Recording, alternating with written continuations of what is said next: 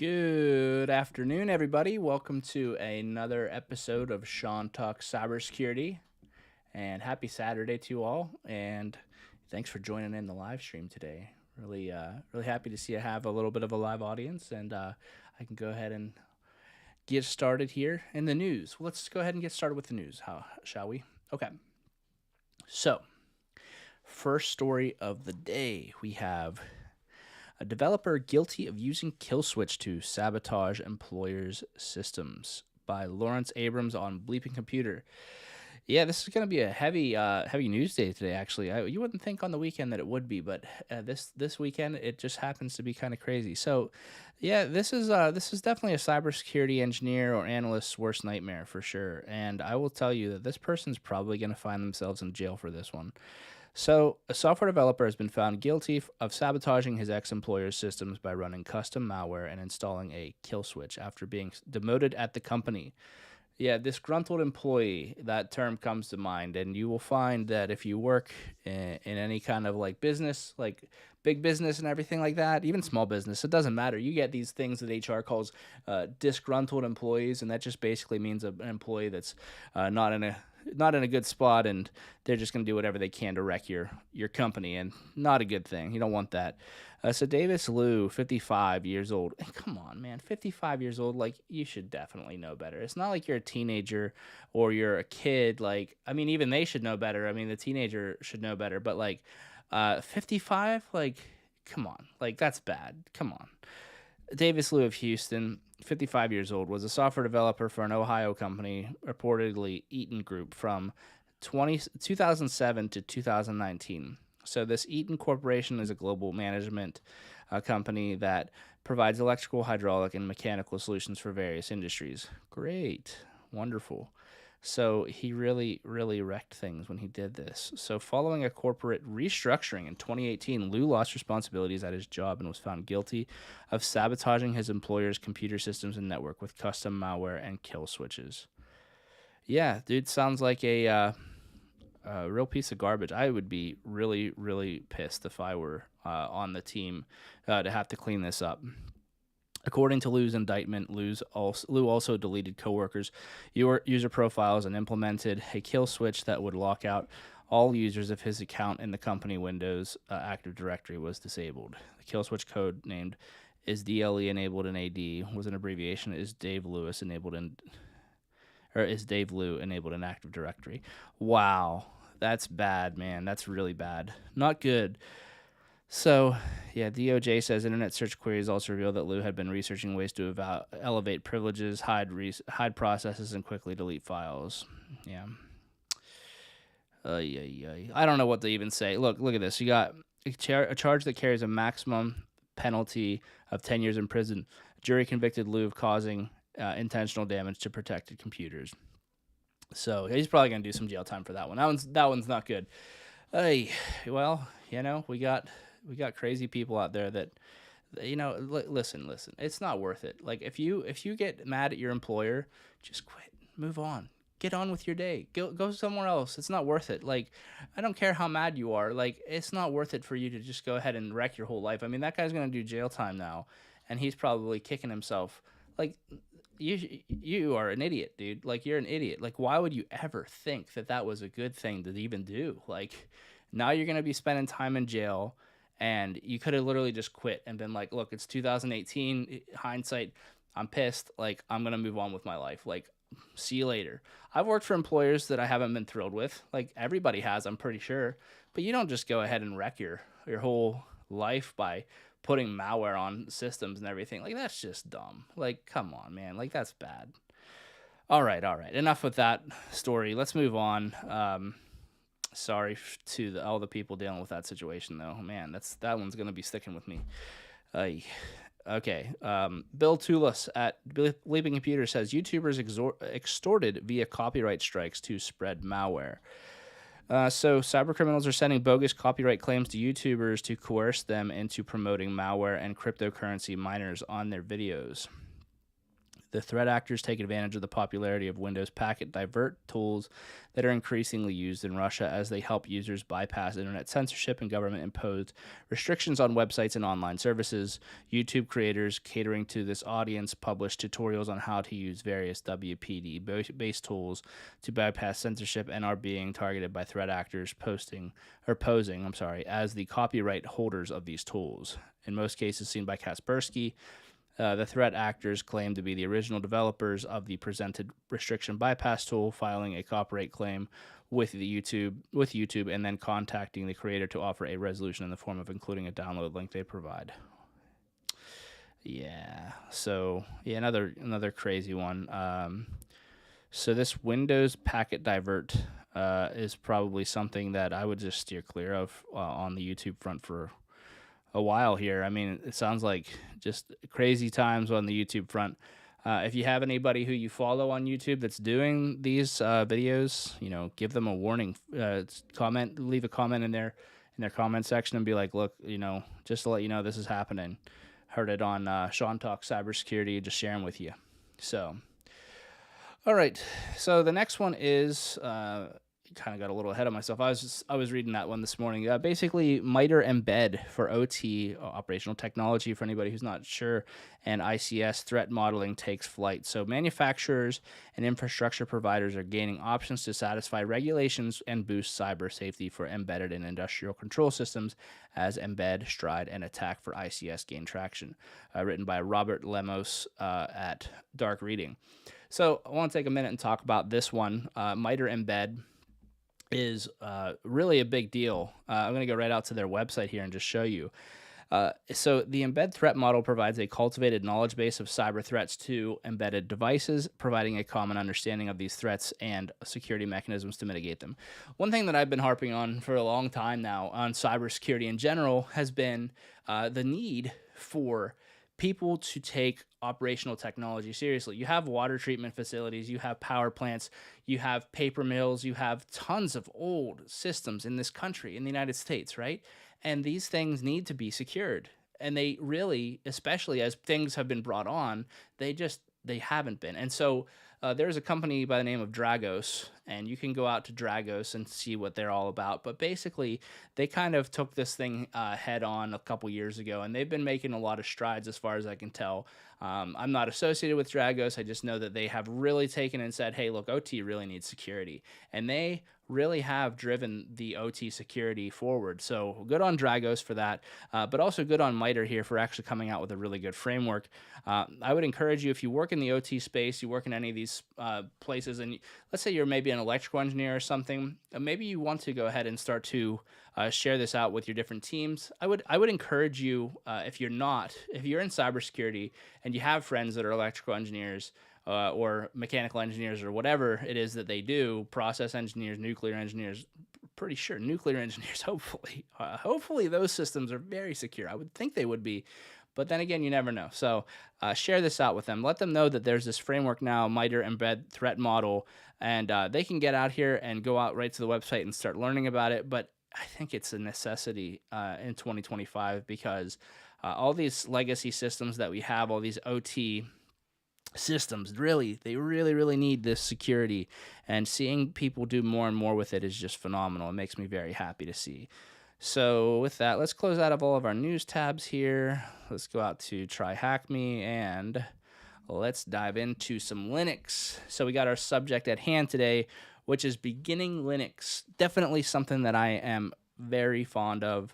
I would say if you're gonna learn how to hack, you gotta know Linux. If you're gonna learn how to do cybersecurity, you gotta know Linux. So this is basically just an intro here on the TryHackMe room. It's telling you if you want to go ahead and learn how to do cybersecurity, basically the same thing I said. So we're going to go over running commands in an interactive Linux machine in the browser, teaching some essential commands to interact the file system, and demonstrate how you can search for files and introduce shell operators. Now, I will say this, folks, like AI has really kind of made it super easy to do all this. Like there's this really cool tool called Warp. Let me see. I'll just pull it up here on DuckDuckGo. That way you guys can see Warp.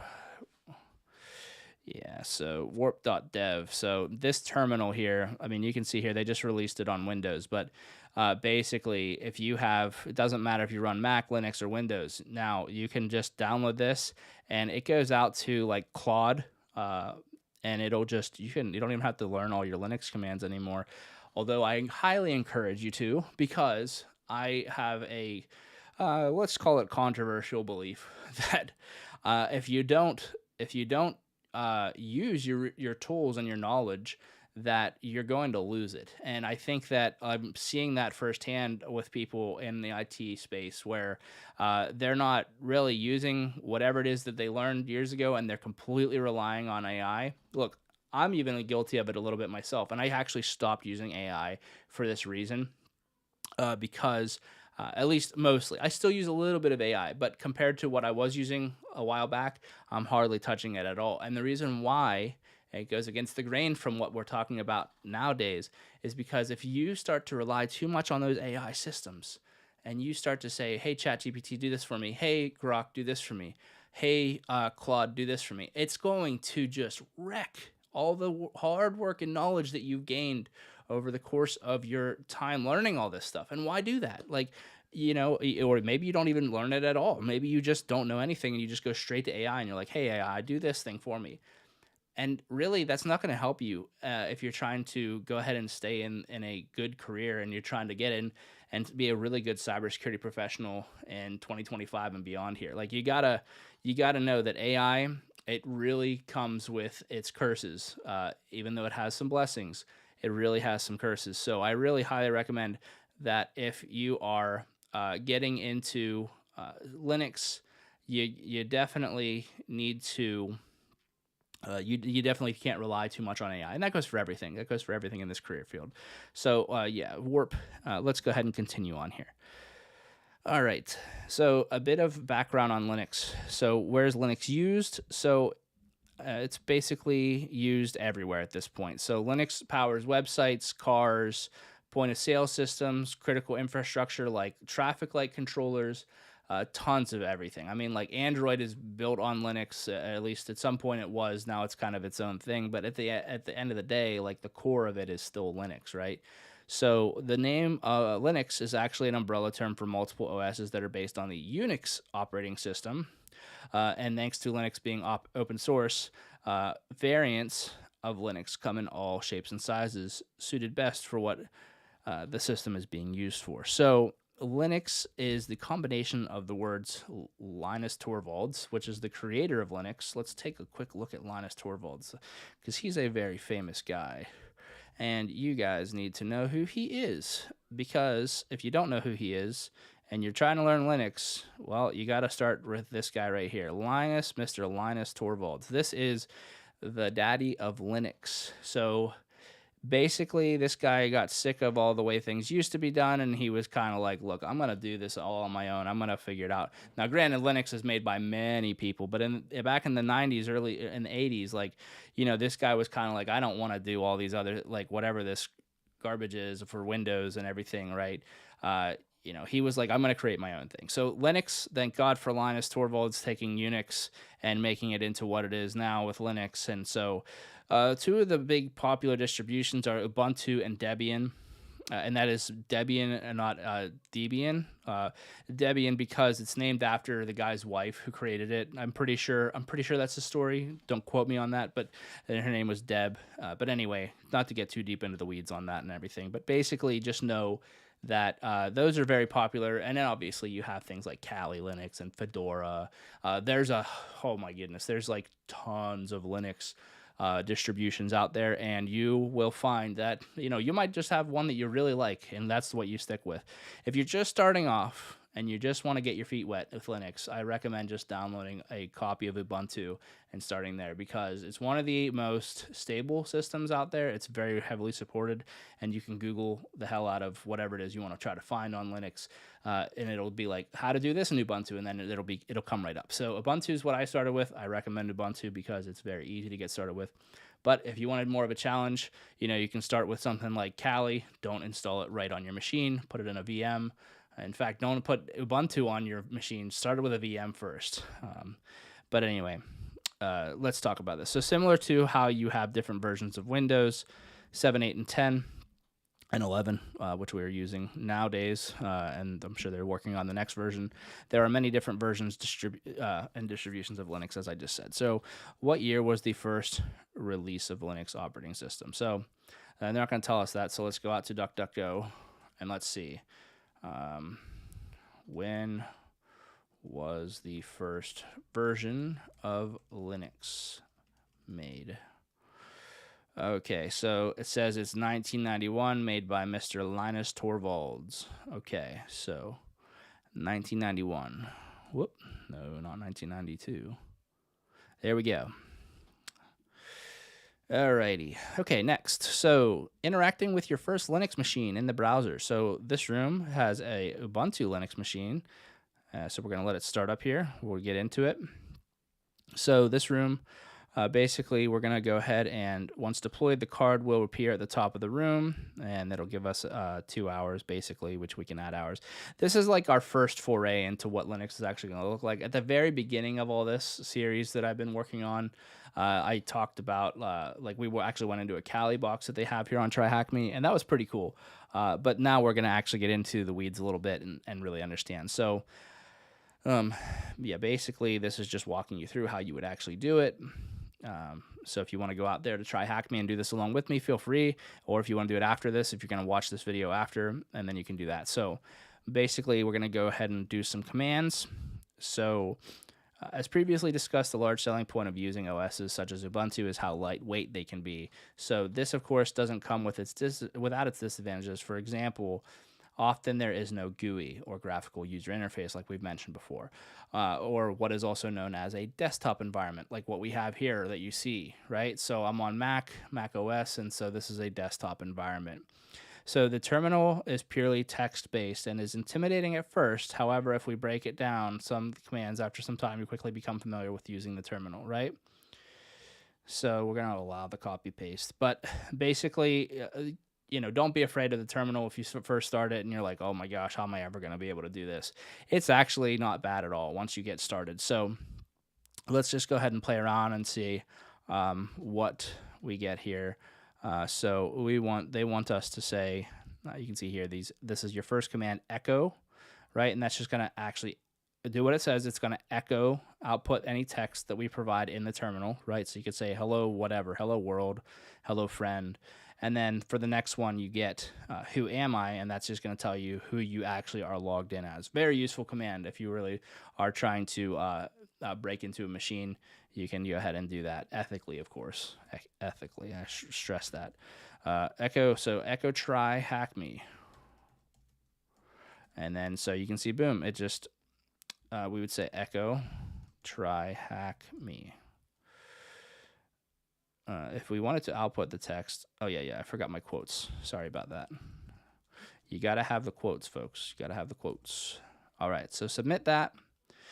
And then what is the username of who you are logged in as on your deployed Linux machine? Now, I think it's probably going to be this here, TryHackMe, because that is this is the user area right here on this syntax. So, and then this would be the name of your actual box, Linux 1, right?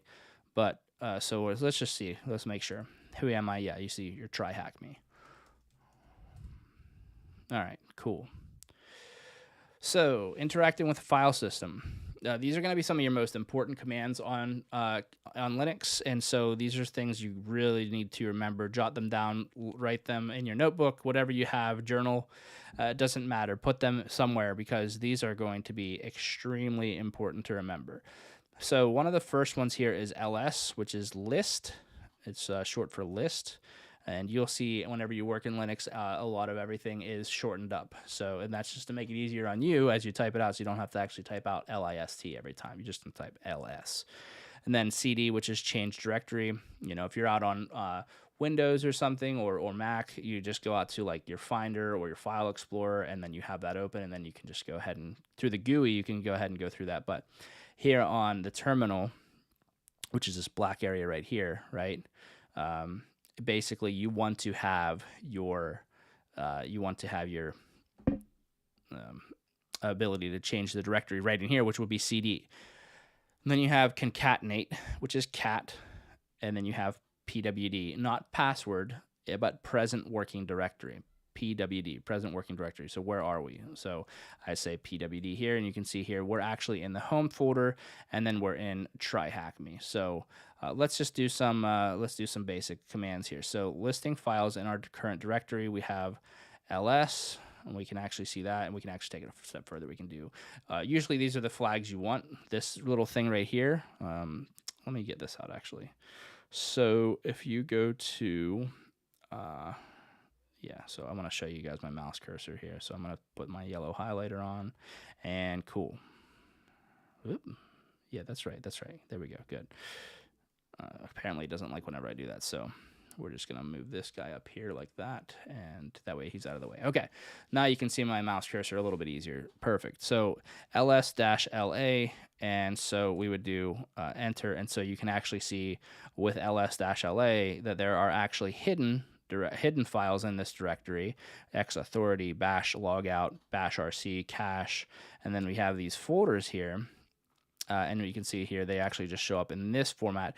I prefer ls-la because of the fact that you get it in this nice list format rather than having it all laid out on one line, which can make it really difficult if you have a bunch of different things to try to sort through.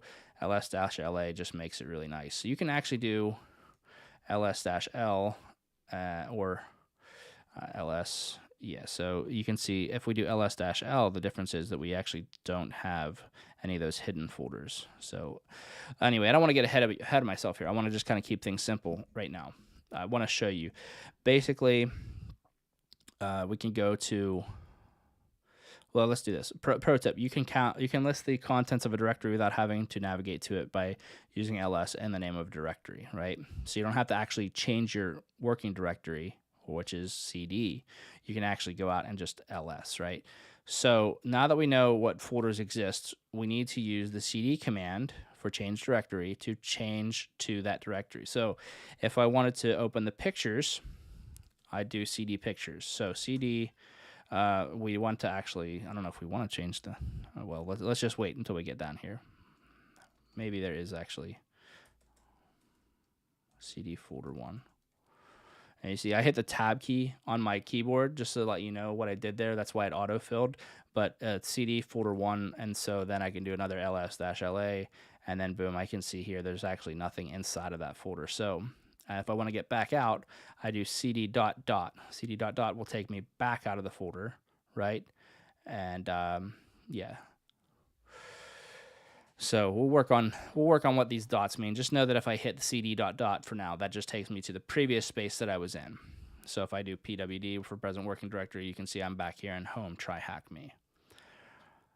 Okay, so outputting the contents of a file is cat, which basically just means that anything that's inside of that file is going to show you what's inside of there. Cat is a very, very necessary tool to use. So we will come on to discuss some of the tools available to us that allows us to transfer files from one machine to another in a later room, but for now we're going to talk about seeing the contents of the file. Cat is short for concatenating, is a fantastic way for us to output the contents of files, not just text files. In the screenshot below, you see how they've combined the use of ls to see the list of the files, and then the cat, which will actually show you. So we could actually do, for example, here we have this access.log. So let's do that. Cat access.log, and I just hit the tab key again, and wow, yeah, like you can see here, it's pretty crazy. You get like all these different things. So that's where grep comes in. But again, I don't want to get too far ahead of ourselves here. We'll just get into grep later on. So I'm just going to clear my terminal, and you can see when I hit clear, I actually go back to having nothing again. So make sure I'm in my present working directory. Okay. And let's make sure we have our list again. And so now we can see everything again once more. All right. So basically we want to, sometimes things like usernames and passwords. Yes, really. Flags or configuration settings are shared within files where cat can be used to retrieve these. Finding out the full path to our current working directory, which is present working directory, or print working directory. I'm sorry, not present working directory, but print working directory. using the example machine from before, we are currently in the documents folder, but where is this exactly on the Linux machine's file system? We can find this out by using the pwd, so print working directory, right? And so when we break this down, we say we already know that we're in documents thanks to our terminal, right? So right here, it won't tell us that. But if we actually go to cd documents, it doesn't look like they even have one here, but nonetheless. Well, actually, let's see if we go back one. And so, yeah, you can see there's actually a folder here called Ubuntu, right? So if we were to actually be on there, we could do that.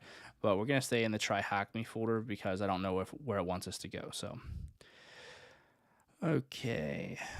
We already know that we're in documents thanks to our terminal, but at this point in time, we have no idea where documents is stored. And then I have used the pwd as it says here. And then we're hopefully told by Linux that this documents directory is stored at home, Ubuntu documents. And then basically now in the future, if we find ourselves in a different location, we can just use cd documents, home Ubuntu documents, to change our working directory to this documents directory. So on the Linux machine that you deploy, how many folders are there? So we have 4 folders, as you can see there, right? Which directory contains a file? So let's see if we do cat folder 2. Yeah, so we can't do that.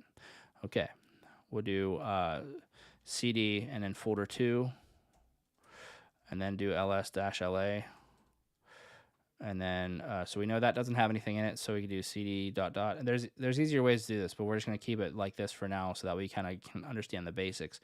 But if we do cd to folder 3 and then ls-la, nothing in that one. That says probably folder 4, right? cd ... And then we'll do ls, wait, no, we want to change our directory to folder 4 and then ls-la. And so here we have our note.txt. So it would be folder 4. Submit. What is the contents of this file? If you remember earlier, we have the cat. So we would say cat note.txt, and then we get hello world. A very common thing for programming and cybersecurity and all that. So you use the cd command to navigate to this file and find out the new current working directory. What is the path? Use the cd command to navigate to this file. Okay. Yeah, we've already done that. We've already changed our directory. And so we want to do present working directory. And so we have home, TryHackMe, and then folder 4. All right. Searching for files. Okay, sweet. So now we're going to kind of get into a little bit of this, a little bit more fun stuff. Although it doesn't, not that that's not fun. It's just, it's basic, and you'll see as you get on with it and you start to learn more Linux that it actually gets to be quite complex, and you can do a lot just in the terminal. So although it doesn't seem like it so far, one of the redeeming features of Linux is truly how efficient you can be with it. With that said, you can only be as efficient as you are familiar with it, of course. And this goes back to that point I made about AI and not to become too reliant on it, because if you are too reliant on AI, then you're never going to become truly familiar with how to be good in the terminal.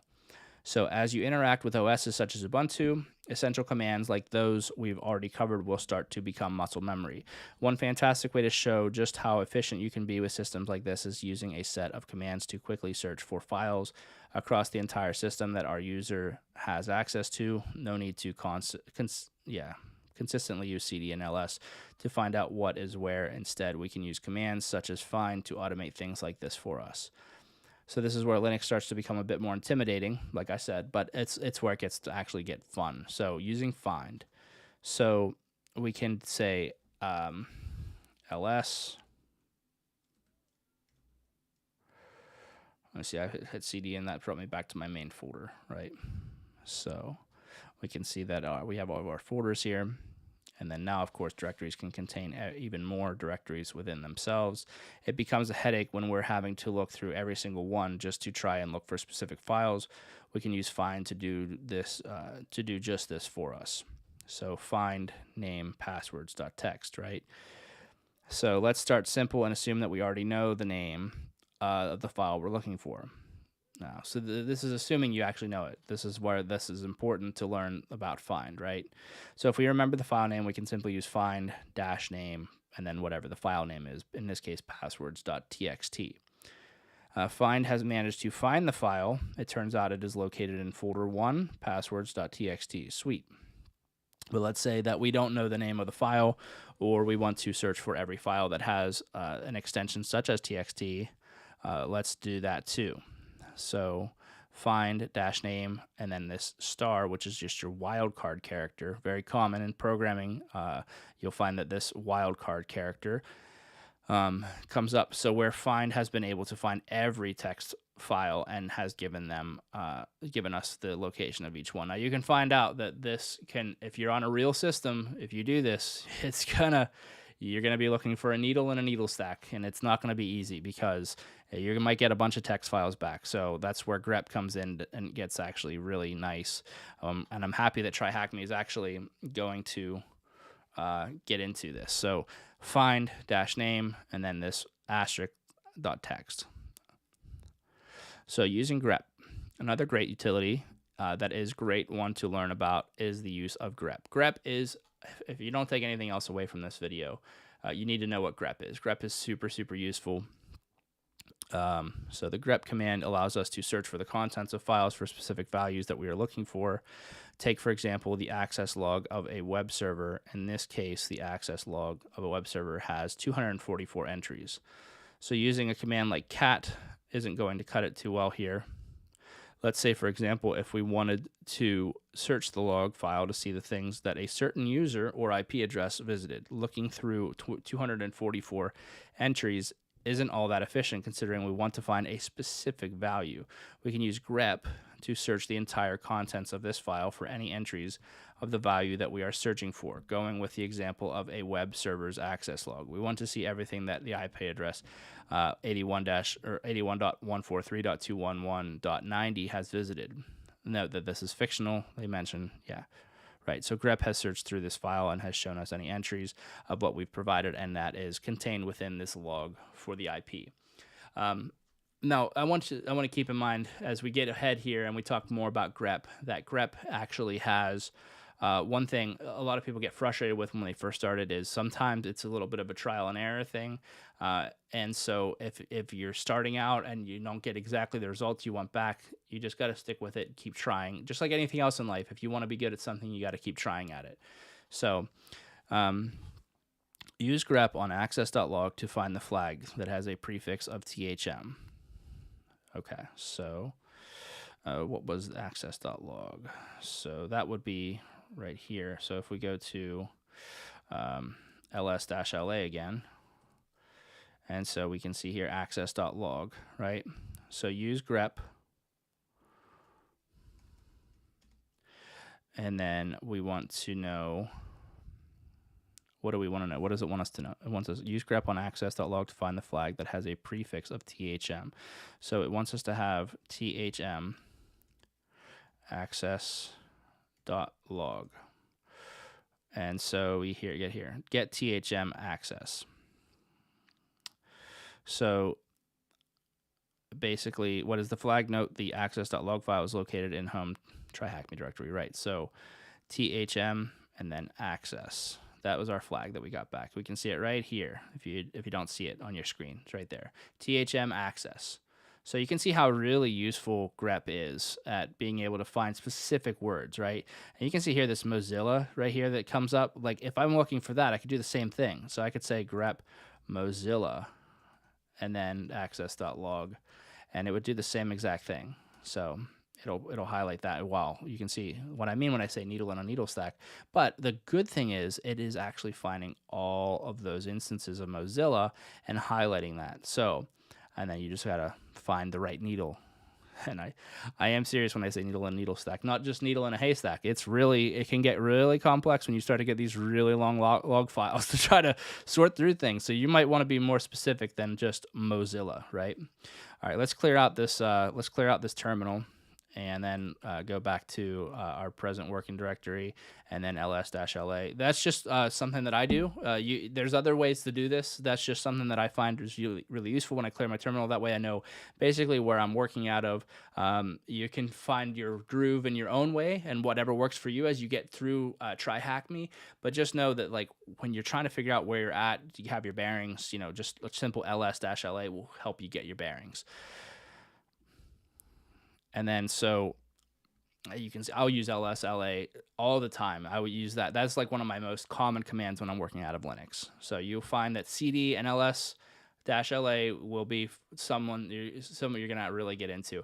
You're gonna actually find when we get into this, these actually mean a lot here. These words on the left, or letters I mean, we'll get into what that means, and then this 7 and what these actually mean. These actually all do mean things, but just don't worry about that. Only concern yourself with this right here. This is all you're concerned with right now. You just want to know what the list of the stuff is that we actually have. So Linux operators are a fantastic way to power up your knowledge of working with Linux. There are a few important operators that are worth noting, so we'll cover the basics and break them down accordingly to bite-sized chunks. So we have this AND operator. This allows you to run commands in the background of your terminal. Very useful.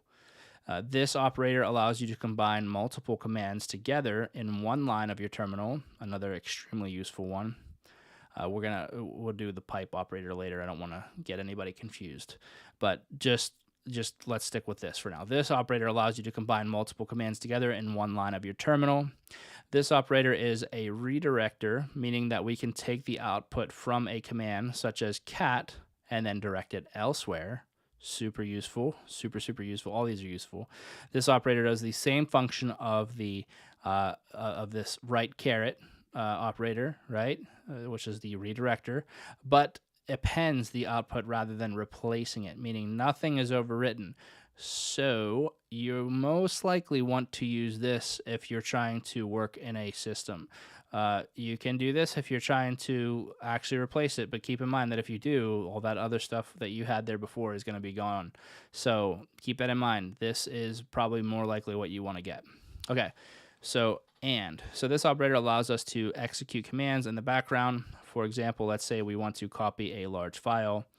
This will take quite a long time and will leave us unable to do anything else until that file is successfully copied. So the AND shell operator allows us to execute a command and have it run in the background, which allows us to do other things in this same terminal window. Now, in more modern systems, this is a very basic terminal, but in more modern terminals, you'll find that there's actually tabs, so you can just write it out and have it just run and then make a new tab and work out of that other terminal. But for this specific thing, just note that this AND operator in the shell is very, very useful if you're working out of just one terminal. Operator and so we can use and to make a list of commands to run, for example, command 1 and command 2. However, it's worth noting that the command 2 will only run if command 1 was successful. So it's not going to work. If command 1 doesn't hit it off, then command 2 is never even going to see the light of day. So that's important to note if you're going to go ahead and write strings of commands. The operator, this right caret, is known as the output redirector. So output redirector. What this essentially means is that we take the output from a command that we run and send that output to somewhere else. So a great example of this is redirecting the output to of the echo command that we learned in task 4. So echo, right? Echo hey to welcome. So we could say a great example. Okay, we're running something such as echo howdy. We'll return howdy back to our terminal. That isn't super useful, but what we can do instead is redirect howdy to something such as a new file. So let's say we wanted to create a file named welcome with the message hey. We can run echo hey and then have it say welcome, where we want the file created, the contents hey, like so. And then it will say welcome. So cat welcome, right? Okay. All right. So this would, and this is worth noting. So this is actually the file name this is actually what you're putting in. So don't get yourself confused. When you're saying, I want it to actually say hey, but I want the file name to be welcome, you need to keep that straight in your brain. That can be a little bit confusing. But operator dash dash, or I guess it would be right caret. But anyway, I'll put redirector in the previous operator we discussed. However, that makes this operator different. What makes it different is that it's actually not going to overwrite, but it's going to append and make it, it puts it out at the end. So it instead just puts the output at the end.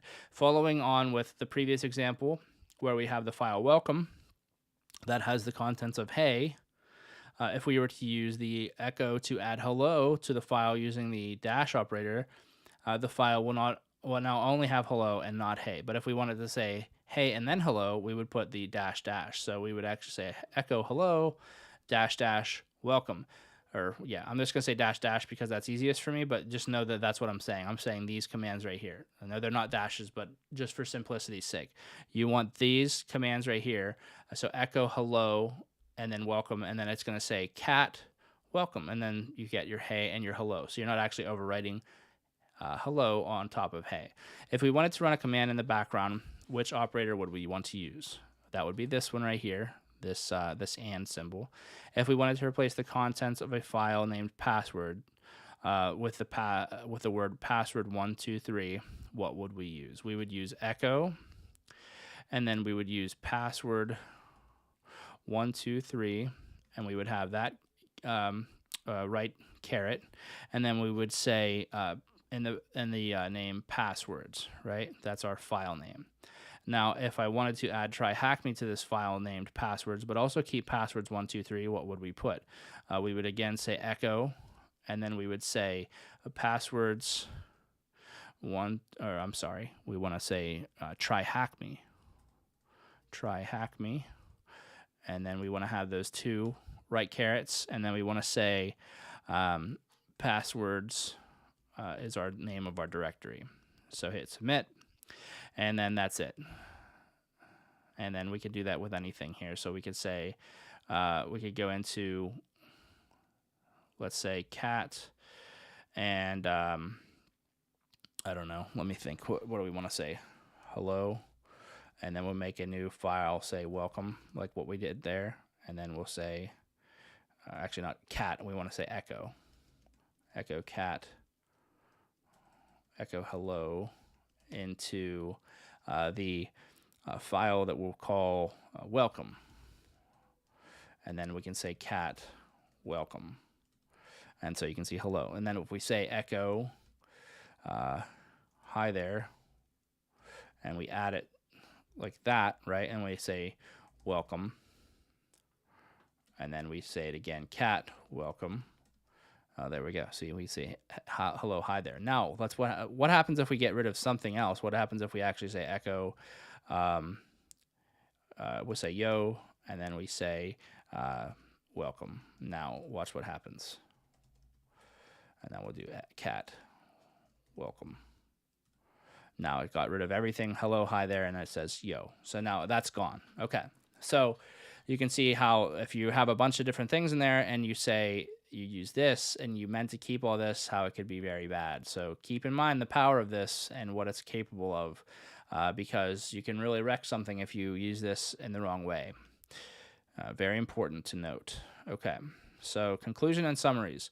So nice work on getting to this stage. We've covered quite a bit. I think we have covered quite a bit. TryHackMe, I do agree. I think we've gone over quite a bit, and I hope you guys have taken some notes today. If you're watching this after the live stream, please take some notes because this stuff is super important. You need to know cat, you need to know and you need to know present or print working directory, PWD, which I always knew as present working directory, but I learned something new today with you all. I learned that it's actually print working directory. So you need to know CD. You need to know grep, you need to know find, all those ones, super important because as we get into the next box, you're going to need to know that stuff. So hopefully the room wasn't too daunting for anybody. Hopefully I made it, simple to understand. If you get a chance, go out here on TryHackMe and try this for yourself because it's only going to solidify things for you and make things a little easier. But we'll hit complete and say we're done with this box. And then tomorrow we will go ahead and get into we will get into number 2. We'll get into number 2. And yeah, that's it for all. That's all we had for today. I really appreciate you joining in with me today. Let's go ahead and go to the main cam here, and that way I can get the chance to say, goodbye to you all, and thank you for, watching me live here. It's been a real privilege and a pleasure to go ahead and actually get the chance to talk with you all, and I thank you so much for your time and attention. And if you had a good time today, please hit that like button, hit the share, and subscribe, share it with your friends and family and whoever else you're friends with. I really appreciate you joining in, and I thank you so much. Hope you have a nice day. See you later.